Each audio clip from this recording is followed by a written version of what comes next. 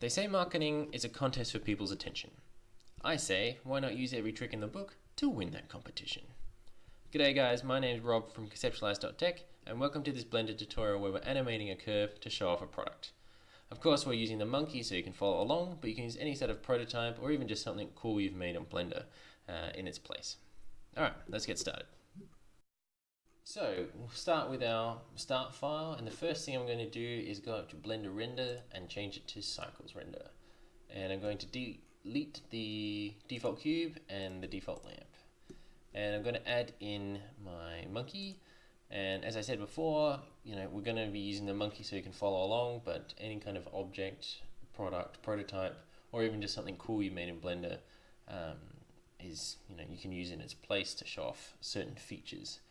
So I'm going to go over to the modifiers tab and add in a subdivision surface just to make our monkey look good. It's not a very labor intensive tutorial in terms of computer power, so we can have our render up to 3 and give it a smooth surface and it should be okay. Now I'm going to click 7 on my numpad to get a top view, and I'm just going to set up my scene quickly. I'm going to use a 3-system light, a 3-point light system using spotlights. So I'll rotate it on the x-axis 90 degrees and rotate it on the on the z 180 and move it to the back. And in fact, I might even move it to the side a bit.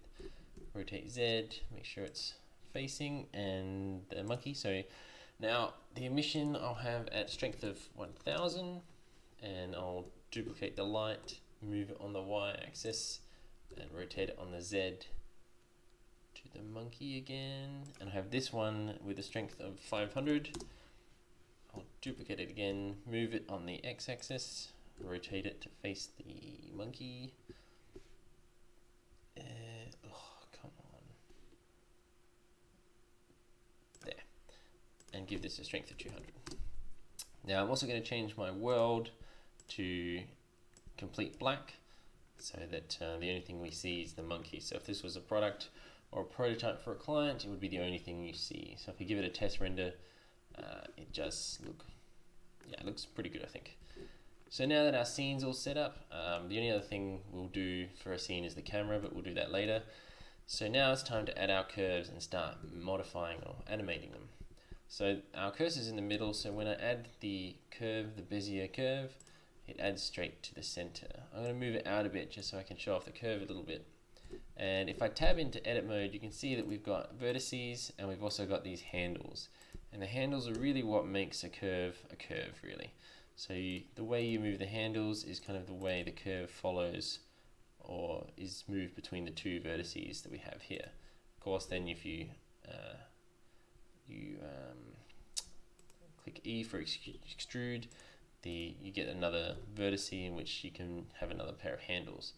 But for this, it's really useful for doing all sorts of things with curves and making all sorts of objects, but for this tutorial we don't want to use them at all.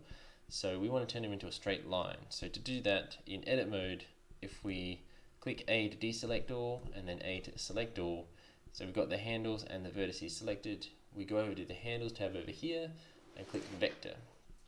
And now everything's in just a straight line. And if we click E to extrude, it's also in a straight line, which is exactly what we want for this tutorial. So with our curve, we're going to move and select, I'm going to highlight the key points in the monkey, or at least what I think are the key points in the monkey. I'm not sure what the monkey will think. So I move it over, I'm going to kind of highlight the eyes, the nose, the mouth and the ears. So I'm just going to I'm going to make our curve a little smaller and then give it kind of a bit of an angle and then extrude it on the X, so that if you were to look at it straight on, you kind of see this usual schematic type looking line. But if I give it a quick render, you'll notice that the curve isn't there. So the curve doesn't really have any volume to it yet.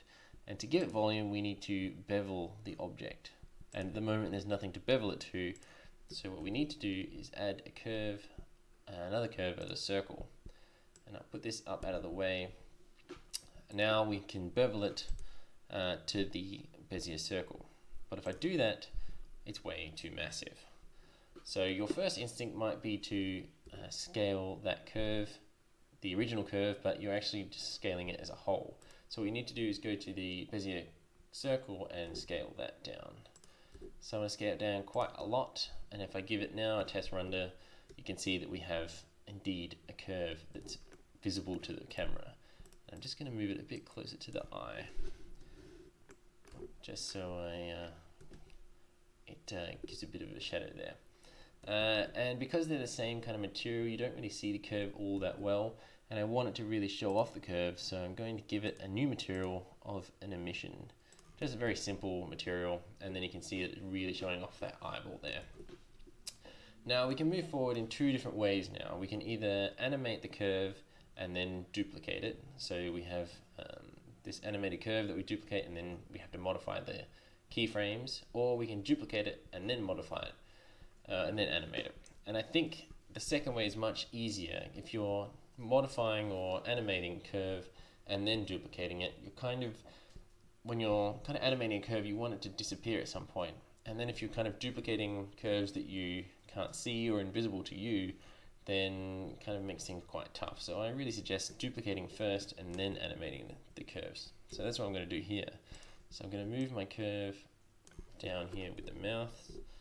I'm going to rotate 180 degrees, move it over to the mouth, push it in a little bit. A little too far, like that, and then I'll duplicate it again for the big ears the monkey has, like that. So that's what we want to show. Now we can get to animating them. So in order to animate the curves, we need our timeline, and we need to go to the curve tab. And animating a curve is all about this bevel factor here, so start and end. And at the moment it starts at 0 and ends at 1, but if we click and drag the start, you can see that our curve is disappearing.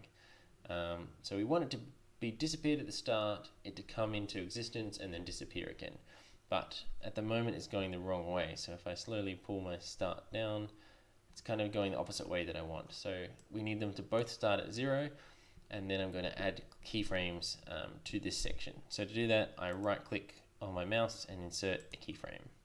And I do that with both end and start. It's kind of easier, I find it much easier and less confusing if I click keyframes for both of them in every step. Otherwise I always seem to miss a keyframe or miss kind of putting one where the other should be, and it all gets very confusing. So at 0, I want it both to be 0. At frame 25, I want the start to be 1 and the end to be 0, and I add in the keyframes. In another 25 frames, I want it to be exactly the same. So this is kind of where you would put in like text. For this tutorial, I'm not going to put in any text because I don't really think it's necessary. There's plenty of other Blender tutorials looking at cool ways to animate text that you can put in, but for this tutorial, I don't think it's necessary. And then in another 25 frames, I want the end to catch up. So then it goes both to 1. So if we go to 0 and play, we have the start curve coming, it's the same, and then it disappears. So perfect. So now I'm just going to do that quickly for the other two. So both starting at 0 and 0, 25 frames, I put the start at 1 and the end at 0. 25 frames, exactly the same thing, because I want it to stay there for 25 frames and do nothing. And next 25 frames, I want the end to catch up. Easy. And I do the same with the other one. 0 and 0. 25 frames, start is 1, end is 0. 25 frames, I want it to be exactly the same. And the next 25 frames, I want the end to catch up. So 1 and 1. Now we can play a whole animation. The first curve goes and disappears, the second curve goes and disappears, and then the third curve goes and disappears. Perfect, that's exactly what we want. So now, the only thing left to do is to animate our camera to make it into a cool looking tutorial that we can show our friends and be very impressive. So I just click 1 on my numpad to go to the front view, and I'm going to snap my camera to view by doing Control-Alt-0, so it's directly in front. And I'm going to add in, I'm going to do this trick that I found in another Blender tutorial, I forget which one now, and I'll add in, since my cursor is still at the center, I can add in an empty plane axis. I'll scale it up a bit, and what I'm going to do is I'm going to parent the camera to the empty, and I do that by clicking on the camera, then shift clicking on the empty, and Control P to set parent to that object. So now the camera is parented to the empty, and this is really handy if you want to animate the camera, because now I can rotate my empty and my camera rotates. It's a very, very handy thing to do, because animating the camera is not so trivial, and it's a good habit to get into, I think. So to start with, I'm going to have my camera like here, here. So an important thing, you need to set the keyframes to the empty if the camera is parented to it. So just remember that. And then I'll go to the end of my frames and rotate on a Z and end here. So very, very simple camera movement. So now I push play, and we have our first curve, it disappears, we have a second curve, and then we have our third curve. Perfect. There is one thing that kind of annoys me about this animation, and that's the camera movement. So we just set it up, but the camera movement, as you can see, it starts out slow, picks up speed, it slows down, and then stops. And if you're doing a lot of animations, this is kind of the default movement. But I think this kind of animation, if you're showing off a product or a prototype, it definitely looks better if it's all in a kind of linear movement. It's a constant speed. So to change that, I'm going to go over and split my view here. I'm going to go down here with the clock and change it to graph editor. And you can see this graph here shows that it's kind of not linear at all. So to change that, we go to this channel tab, go to extrapolation mode, and click a linear extrapolation. So now when we play, let's go to the start, it's already moving at a constant speed when it starts. And I think it looks a lot better this way for this kind of animation. There is one thing to keep in mind though. If we just extend our animation and click play, you'll see that it keeps going. Because it's linear, it doesn't want to stop. So just keep that in mind for future reference for animations. So I'll go back to 250 frames. So that's it for our animation now. Now we just need to set up the render tab and the render settings. So I'm going to click our GPU because I've got one. If you've got CPU, just leave it. The resolution, I'm going to click up to 100%. The output, I've made a test folder to keep all the PNGs together. The output, I'm going to leave at PNGs, and I think this is probably one of the most important things when doing animations, and especially doing lots of animations, because it will render every frame as a PNG. And this is really handy if you say you make a mistake at frame 130 and the mistake is only obvious from 120 to 140. If you've rendered in PNGs, that means you only need to re-render 120 to 140.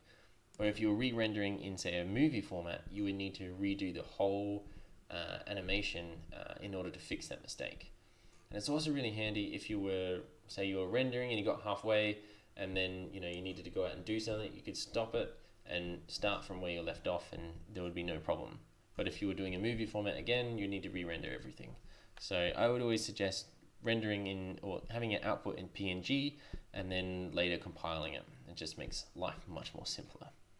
For the sampling, I'm going to leave it the same. I will just click this clock looking icon on, and basically what that does, it randomizes the noise in an animation and it makes it look so much better. And I can't think of any reason why you would have this off if you're doing an animation. So as a default, I always kind of put this on. And the only other thing in the performance, because I'm using my GPU, I'm going to do 256 and 256, but if you're using the CPU, then 64 is fine. So that's it. I'm going to click animation and I'll come back when the render has finished. Okay, so our blender is now finished and we can go and check with the render tab and click play rendered animation. So we see our first curve showing the eye, the next one showing the mouth, and the final one showing the ear. So you can use your imagination and see if you had some sort of new prototype that you could use these curves or even more curves to show off some innovative features or some, I guess, new design of a prototype that you've created. So we've used it a few times at conceptualize.tech with a few of our prototype descriptions, and it's usually been liked, so hopefully you've used this for your own purposes and made something cool and some sort of prototype or something that you've been blendering. But yeah, hopefully you enjoyed the tutorial. There'll be more to come, and you can see what we've been doing lately on our Facebook page or our website or Instagram. I'll put the links in the description. But other than that, happy blendering, and we'll see you next time.